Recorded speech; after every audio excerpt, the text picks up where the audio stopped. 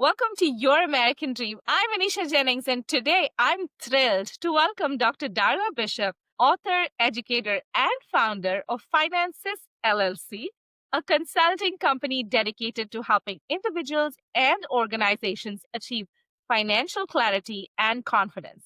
Based in Michigan, Dr. Bishop is also a Medicaid managed care executive, professor, speaker, and the proud spouse of an active duty service member.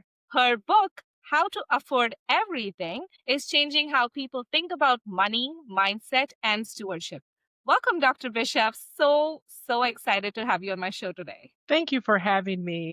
I know we spoke some time ago about me coming, and so I'm glad that the day has finally arrived. Yes, indeed. And I'm so excited to listen to all about it. Like from your introduction, you're doing so many things. So tell us about how it started, your journey, and you're also like this fabulous mama. So tell us all about it.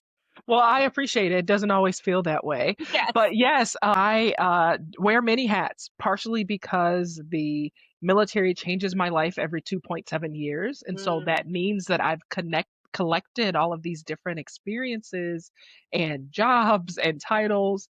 And I also am like a voracious reader. And so one of the best things that ever happened is them putting books on tape and then on CD. And now just on your little phone, you can listen to books all day.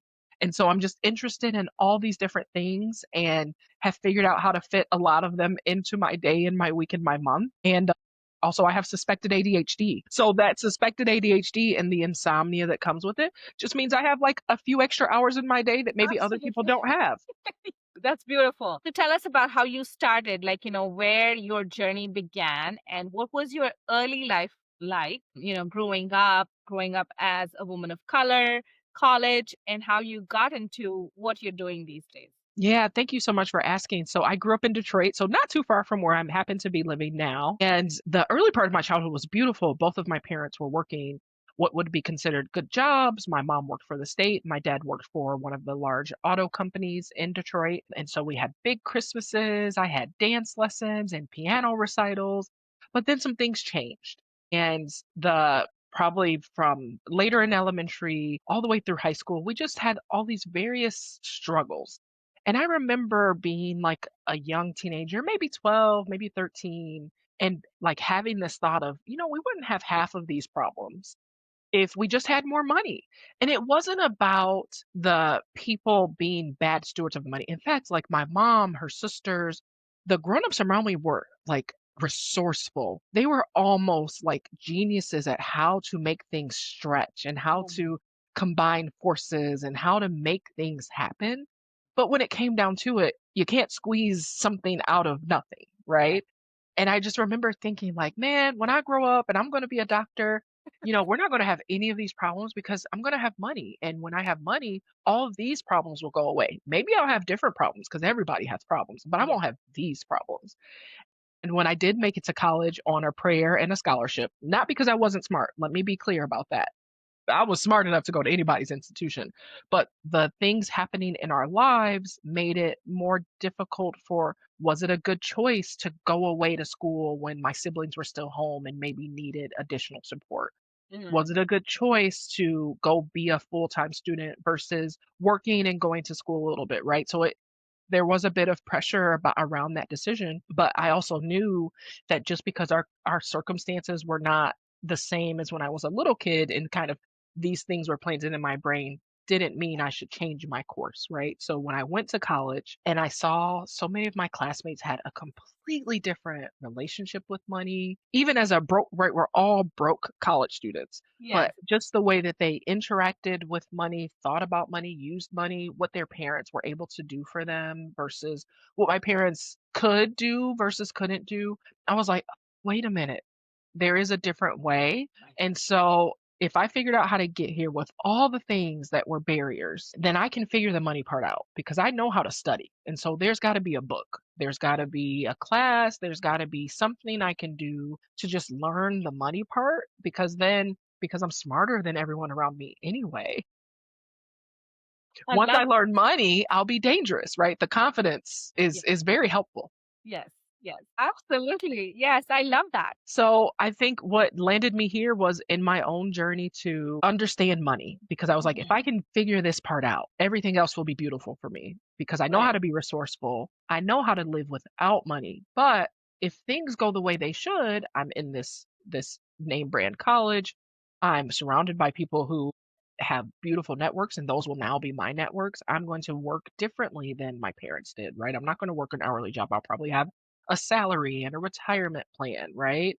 That in my own journey to learning that I read more than 100 books and my friends and my family and my coworker kind of noticed like you always seem to have money. How are you doing that? Right. Like, and so I was like, well, I can show you, I can teach you, but I got to ask you a lot of questions and I kind of got to get in your business. Right. And so if you're okay with me asking you a bunch of questions, some that won't even feel like they're related to your money, but they are, I promise, then I can show you, but I don't know how else to show you. Right. And some people are like, no, that's okay. You can't help me. I'm like, okay, no problem. And some people are like, well, it can't get any worse than it is. So Right. sure, here's my bank statement. Here's my first memory of money. Here's what my parents told me or didn't tell me, and got a couple of people in a really good space and they're like, oh, or then a friend would call and say, oh, I got a new job, can you help me look at the benefits package, is there something I should ask for, did I negotiate well, what do I need to do with my retirement account. Over time realized I was kind of asking people the same set of questions because I Mm. needed to know those things, and asking for the same type of information, and then so I made it a system because the brain needs a system. Yes. And I started more formally coaching people instead of just kind of taking my friends and family. And then after some years and more reading and more studying and more presentations, decided after attempting multiple times to finally put it into a book. So I took all those things I learned, all those sessions, all those conversations, all those spreadsheets that I reviewed with other people and said, okay, what are the core things that if people just want to be able to live their best life Yes. and haven't had any good lessons or any lessons at all about money, what do we need them to know? Right. And so that's what's in the book. And it's been so fun. The book's been out for a couple of years now, and we've just been having a blast. Like, I get to talk about money all the time and Beautiful. get to teach people something that maybe they didn't know before Hmm. and get to remind people to build in the joy from the beginning. And so Right. I know that was a super long answer, That's but okay. That's that's here beautiful. we are. Yes, that's beautiful. And what I love about this is your energy, the confidence you're exuding and the positivity that you're talking about money. Like, the positivity with which you're talking about money. Not everybody has that. And a lot of people struggle with talking about money in the first place, whether it's like, growing up in immigrant families where things are tight, and then now you suddenly see money and things are different. Like, it's not like see money as in see, but like you start making money and then you don't know what to do with it, how to handle it. So there's always these things about talking about money. And what would you say, like, for people, like, yes, instead of just saying you have to talk about money, there's no other go. If you want to live properly and manage your finances, you have to start talking about money. But if people are hesitant to have this, and there's a lot of relationships that fall apart because of money and things like that, right? So what would be your advice? Like, where do you start? Like, if somebody says, oh, I'm just confused, I don't even want to talk about money, I don't want to see my numbers, I don't want to do anything, what would be your advice? Well, honestly, the main thing that I have to work with people on when we're doing something one on one or even in group sessions, it's not even about people not understanding the math of money. Right. It's that money is more than math. There's so many experiences tied up with what money allowed us to do, kept us from doing, Yes. provided, like took away, right? And so we have to do a little bit of work to understand that. The other piece is, in addition to the math, is also understanding what's important to you and figuring out if the money that is coming into your life and out of your life, right? Because it goes both ways. That's why it's called currency. It's supposed to Yes. move. Is it doing the things that are important to you? And if not, how can you start to get closer to that? So the very first thing I have anyone do is I say all of your bank statements, your credit card statement, your Venmo feed, your Cash App, and just be an investigator. We Right. are not shaming, we are not shoulding. That doesn't sound fun or hygienic. We are being very curious. We are investigating where did my money come from and go over the last, say, 3 months, so 90 Right. days, right? And in doing that look, like that close look at where the money came from and where it went, is anything surprising? Is there something that you had as an obligation that you forgot about? Mhm. Or was bigger or smaller than you had planned for, right? And so now that you have that sense of where your money came from and went in the past 90 days, pull out your calendar, one of my favorite tools in understanding how the money works in our life and what's coming up in the next 3 months that might have a time, money, or a energy consequence. Mhm. Because for instance, in at the time of this recording, we're coming up on a Halloween in the US. Yes. And this is a big deal, right? So that means we've got to get costumes. That means we've got to have candy. There might Mhm. be a class party or an activity, right? Mhm. And so how do we make sure we have either the things, the physical things, or the time or the money for that? Right. And then we're heading into a big holiday season. It's the winter holidays for many, many parts of the world. There are end of the year celebrations. Are there family gatherings? Are there parties? Are there special clothing items you need? Is Mhm. there a trip you need to take in order to celebrate with people you love, right? Right. And do you have a plan for that? How will you pay for it? Is there a way to make it more affordable? Can you use discounts or points or miles or choose which day you travel or do it potluck style so that one person isn't carrying the burden of the special ingredients, right? Right. Like what are some of the things you could do so that when those days come that we know are coming but maybe haven't Yes. thought and made a plan for, we aren't throwing off our money, Right. right? And when you can do that, getting ahead of it makes a huge difference because it might mean, "Oh, I know I'm going to need this special ingredients for this special dish for this special holiday." Right. And so that means for a few weeks you're paying attention to see if it's on sale Mhm. or if it's at a better price, or if someone says, "Oh, I have extra. Can you go get it and freeze it so that when you are ready to use it," right? Because when you have that awareness and you have your eyes open to what's happening with your money, then it's much easier to flow with it Right. versus being caught off guard or having to freeze or having to shift. Right. Right. So you're talking about energy with money. Can you elaborate a little bit more on how energy is connected with money? Absolutely. So I have this conversation that I talk about a lot about we have 3 currencies that we are managing. We Mhm. have our time, our energy, and our money, and they interact. And so Right. the example I love to give is when I was a young professional, fresh out of college, working my first job in an office. The other women who worked in the office had been in their professional roles for 10 or 15 years. I was one of the younger people on the team. And so they dressed so beautifully, right? They had beautiful clothing. We weren't like suited up, but they had beautiful dresses and blouses and scarves and accessories and they just looked so nice every day. Yes. And I remember thinking, well, I don't have the money to like buy that. I was like, but you know what I do have?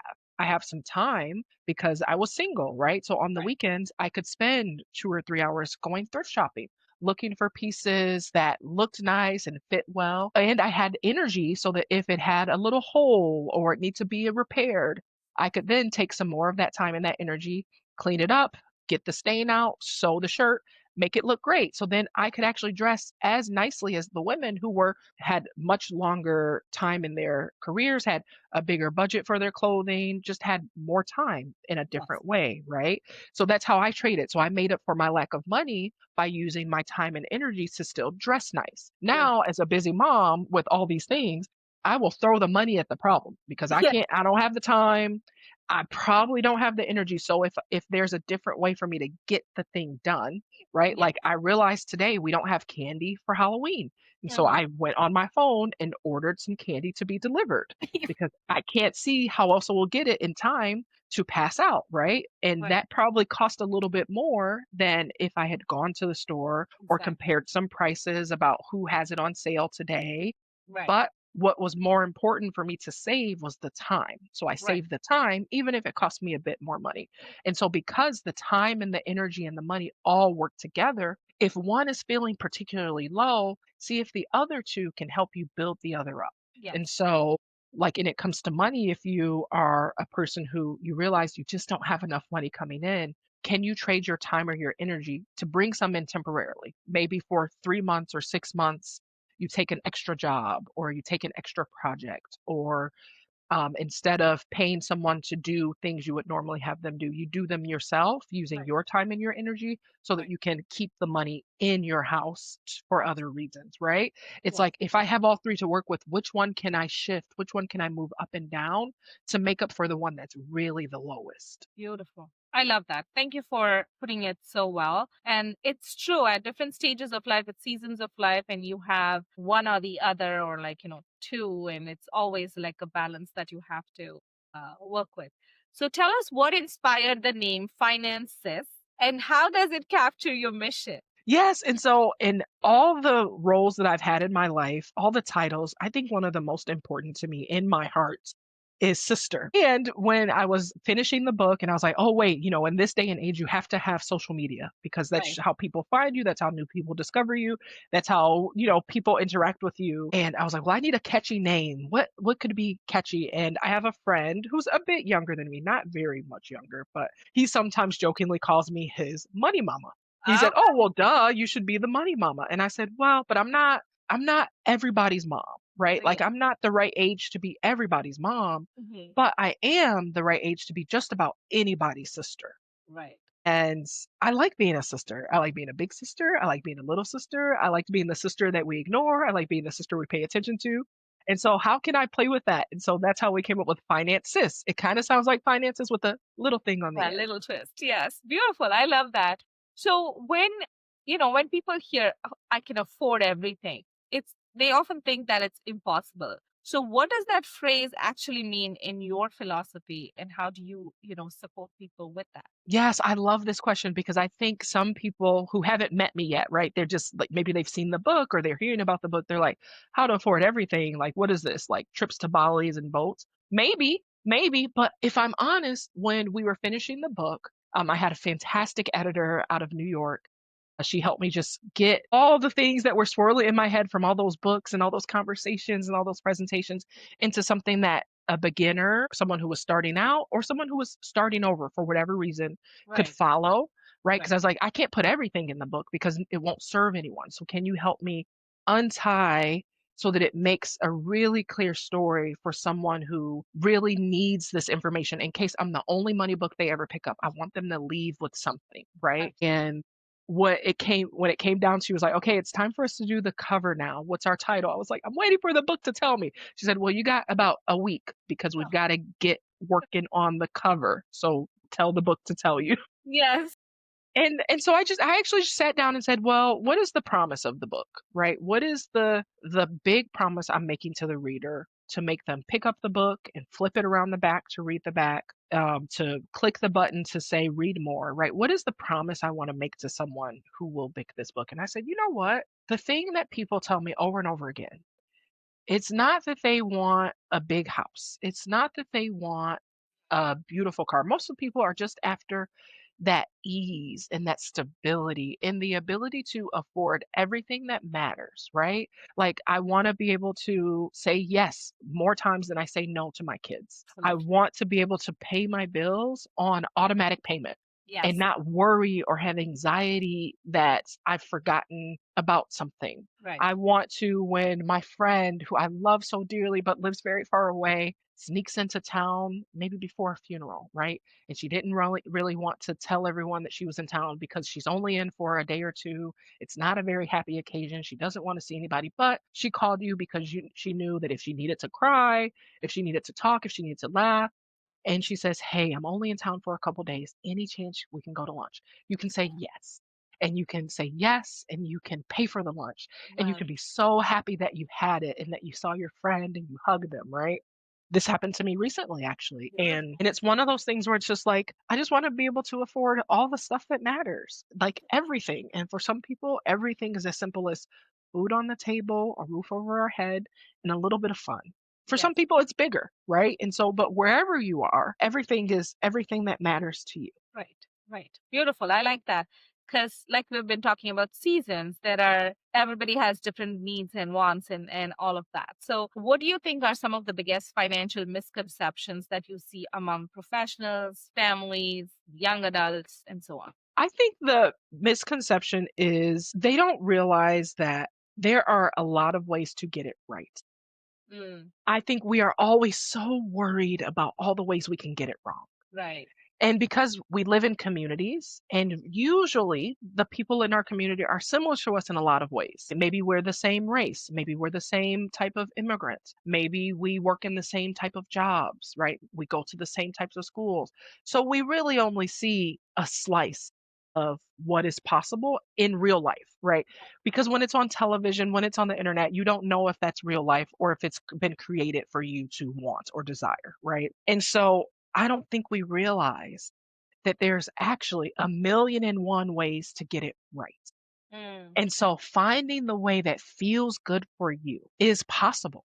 Because when it comes down to money, there's really a few key rules. Reading over 100 books, they all say kind of the same three things, right? They have a little bit of a different spin, but it's, pay attention to how you're earning money and live below your means, right. right? Careful with debt, right? Careful with your debts. And some books say debt is evil, you should avoid it at all costs. Some books are a little more balanced about it, like, hey, debt is a tool, use it responsibly. Some books are like, hey, debt is amazing, rich people use it all the time. But it's always something about be careful with debt Right. and then save for your future. That's it. Those are the three core messages about all money books have. If Right. the money book doesn't have those three core messages, it's not a money book. It's a something else book. And so if it's that simple, if it boils down to those three key principles, that means that however I figure out how to earn money and live below my means, however I figure out how to be careful with debt, whatever feels good for me and my station and what I believe I'll be able to do today and tomorrow and next year, and I'm putting away for my future. Whatever way I work that out, great. I followed all the rules. Yes. And so I think people just don't realize that there are many, many, many, many, many ways to get it right. And Mhm. you get to decide in a lot of it how to make it feel good and how to feel good about it. One of the main things that frustrated me about all those books I read is almost none of them left space for me to care for my family. Right. I was the eldest daughter. I was the first to go to college in that way. My mom had education, but she did the college thing where she worked and Yeah. studied. And so she was never a full-time student, right? So I was moving away. I was living in a dormitory. I was being a full college student. Right. And that came with a lot of access to all types of things, right? And as I was reading these books, trying to figure out, well, how will I set up my life financially so that it feels good? One of the rules would always say something like, well, you never loan, you never give, you build yourself first. And then when you're steady, then you can consider how to fold them in. But that wasn't my reality. I had Mm, younger siblings at home who were still living in not the best situation, right? If my sister told me she wanted to play softball, but she wasn't sure we had the fees, I could go do something as silly as a psychological study and mm, make $60 for spending an hour in the psychology lab, and that would be her fees, right? And so how dare I not use the fact that I have all these resources? I'm in a resource rich environment right. to contribute to my family at home because this book written by usually some guy who didn't have these type of responsibilities, who didn't Yeah. have this kind of community that mattered to him, tells me I can't. And Mm, so I made sure to put in a way that people could do both. right. Because yes, if you happen to be the family safety net right now, and maybe you aren't the family safety net always, and maybe you won't be later, but if right now you're the family safety net because you were able to get a certain education or a certain job or live in a certain research rich environment, and you need to both secure your net and catch a few people, you can do both. So, Right. and here's how, because I think when we are paying that brown person, black person immigrant tax of needing to bring people with us, and we Right. look to these experts who have no concept of that type of community and cooperation, that we feel like, oh, we must be missing part of the story. No, we're not missing part of the story. They are. They don't know how to tell us that you can do both. It just might mean that instead of paying that credit card off in 1 year, it may take you 18 months. But you'll see your sister at her graduation wearing her cord because she was the MVP, or you'll see your brother at his football championship because you made sure they had the fees. And Yes, that matters. That stuff matters it does. more than another 6 months of, okay, I've got to work an extra job or I've got to make the payments a little bit longer. That stuff matters. It does. It does. And that's so true because we're always thinking like, we'll do this when we have the money. Or I'll fly my parents in when I have the money. Or I will, take my child on a trip when I have the money. The time is so important because you never know how much time you have left with anybody. Like, your time on earth is limited. So, like you said before we started our call, is like live life to the fullest, which comes to my next question. You wear so many hats, Yeah. right? Tell me, how do you manage it all without losing yourself? So I think about the D's. So delegate, Mm-hmm. delay, Mm-hmm. delete, right? My to-do list is way too long because I have a long to-do list in every area of my life. Right. Right. And in some parts of the to-do list, the things can be delayed, right? It doesn't have to be done right now. It doesn't have to be done at all in order for us to stay housed, for me to stay employed, for me to stay married, to keep ourselves healthy. And Yes. so really thinking about and taking a regular audit of, am I stressing myself out Right. because I haven't figured out what I can delete, what I can delay, or what I can delegate? Right. And I have a fantastic exercise for this on my website. I will make sure you have the link. Thank you. It's called the three currencies exercise, where I actually have you walk through and think about all the things on your lists, all of them, and write them down. And I'll tell you, for the women listening, if you haven't done this, you're going to get a little mad.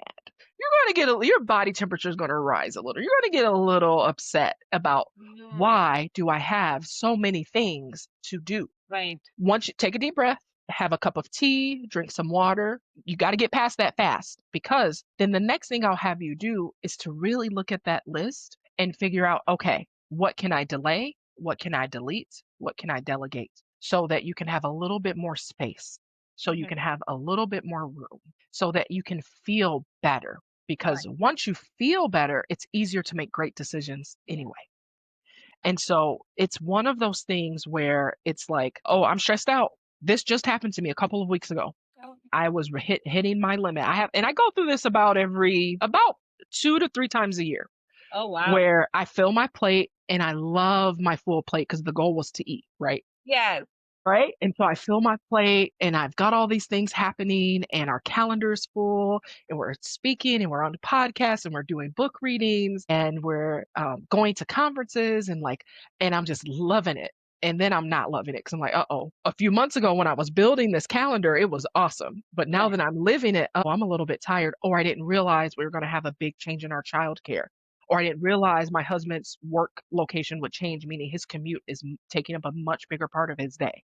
Right. So Right. like just some other things changed that I hadn't planned for 6 months ago when I Right. built this beautiful schedule. And so I was reaching my limit and I could feel it because I was waking up earlier, not on Mm, purpose. I was going to bed later, not on purpose. I right. wasn't eating my usual breakfast. And I was like, uh-oh, my body is telling me Right. that something's off. And then I got an eye infection. And that's how I knew, because my body was like, look, I have to make you ugly to make you pay attention. And that's so true. Like our bodies will tell us that. Like when we think we're getting sick because of, okay, it's just the weather or whatnot, it's our body telling us to slow down.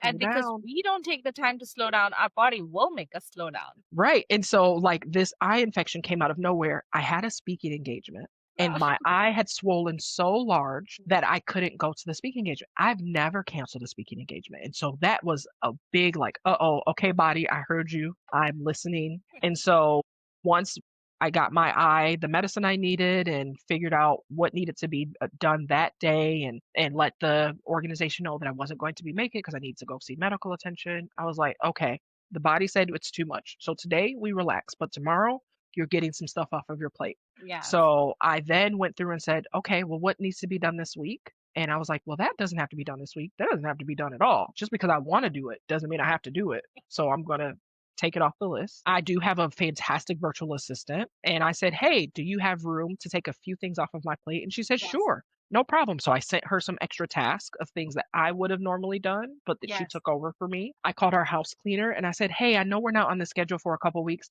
Can you come clean my house, please? And Yeah. she said, yeah, I actually had a cancellation. No problem. I'll come on Thursday. I have a woman who sometimes cooks for us, like when I travel, because I still want the kids to have nutritious meals. And because Right. my husband's in the military, I also got to keep him employed, so he has to keep a certain weight. And I know that if I'm gone too many days, there will be a lot of drive-through dinners, Yes. Yes. which are fine from time to time. No, hey, no judgment here. None.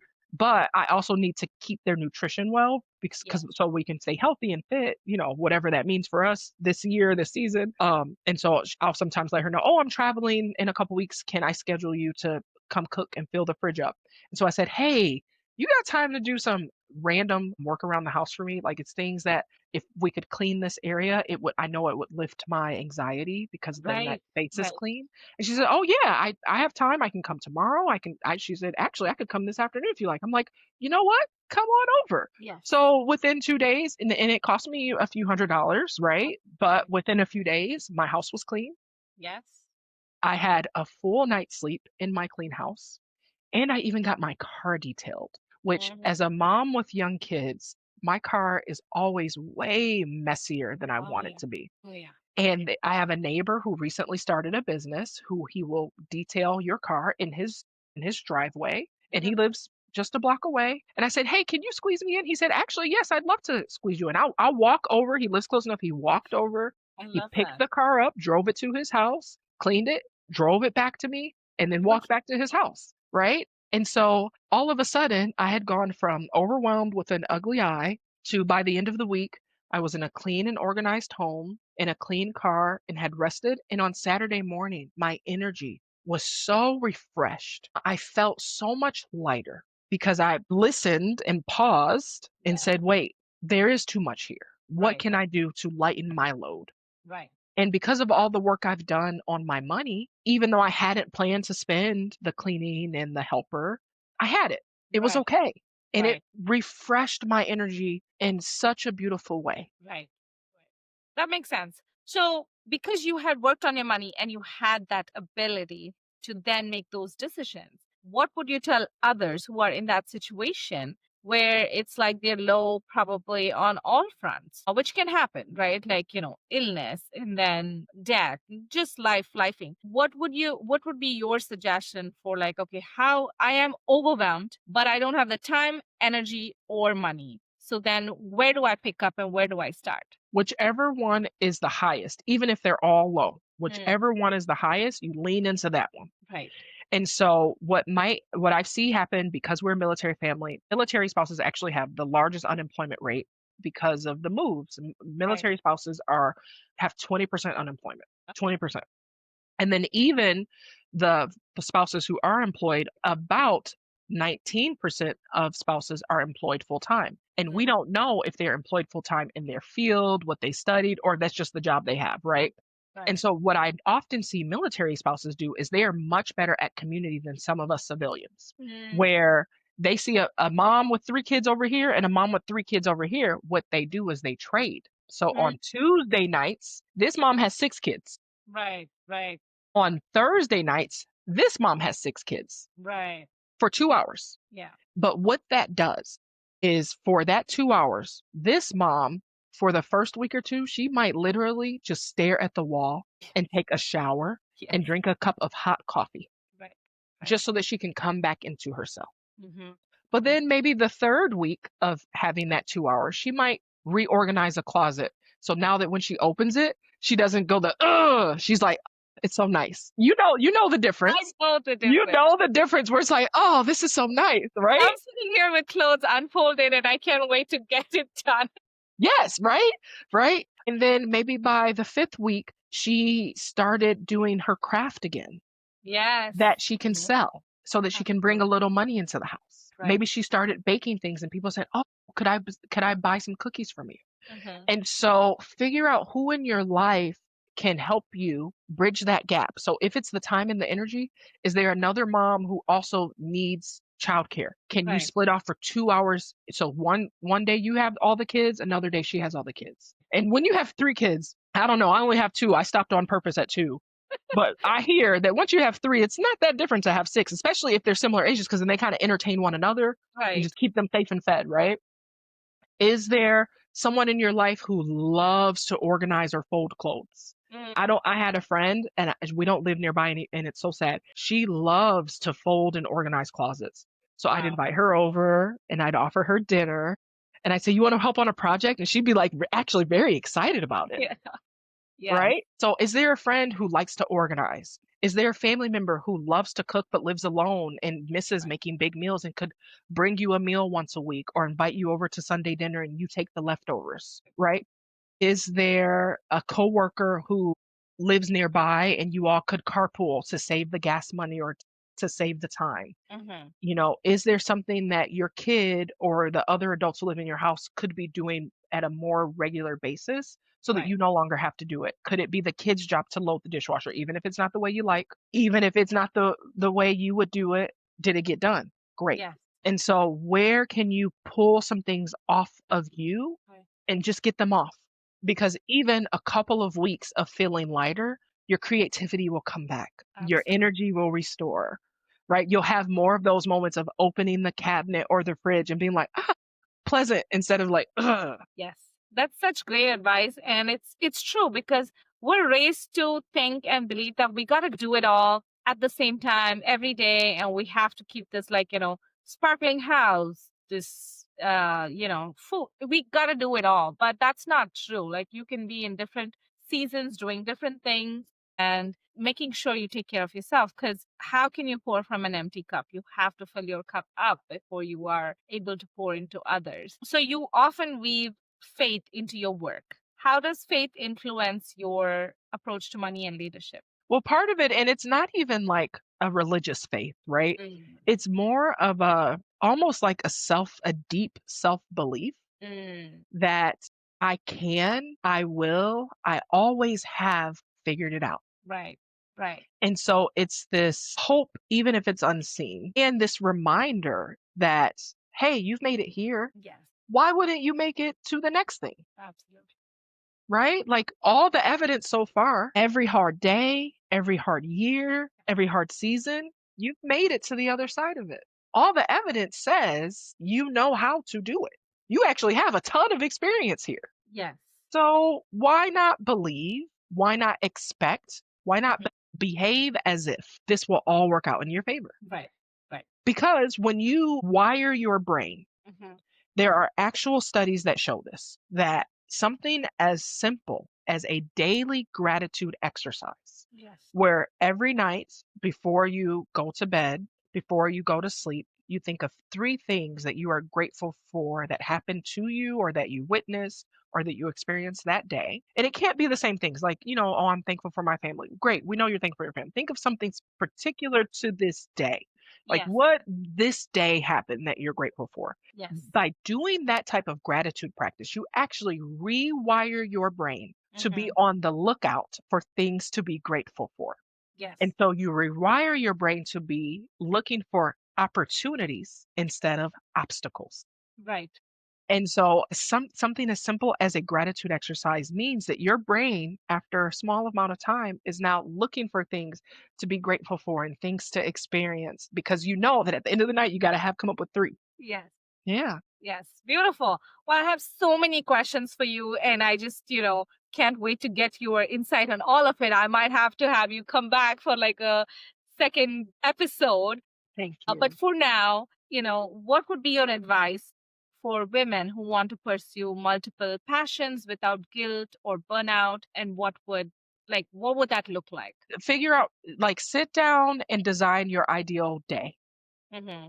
And for me, I can't design an ideal day because each of my days is a little bit different. So I actually have to kind of do it like my week. Mm, Like, what do I want my week to look like? What am I doing with my children? What am I right. doing with my spouse? What am I doing for work? What am I Mhm. doing outside of work hours? Who am I spending my time with? Like, Right. really make a very clear picture. And there Yes. is a fantastic tool for this. I wish I had come up with, but I didn't. It's called Year Compass. Year, Anyo, year, YEAR, Compass. Wow. And if you go to yearcompass.com, it's by the time this episode airs, the 2026 version should be ready. Okay. Each year, it's a new guide, and what it does is it's this beautiful reflection exercise. It's about 20 pages. In the first half, it makes you reflect on the year so far. Mm-hmm. What did you do? What did you experience? Wow.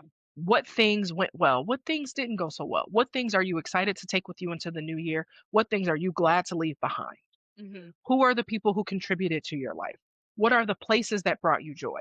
A beautiful, beautiful, deep reflection. And then once you do that, it has you say like this little saying, like, thank you so much to 2025. Now I'm looking ahead. And Right. it takes you through a very similar exercise of what are you bringing? What are you looking forward to?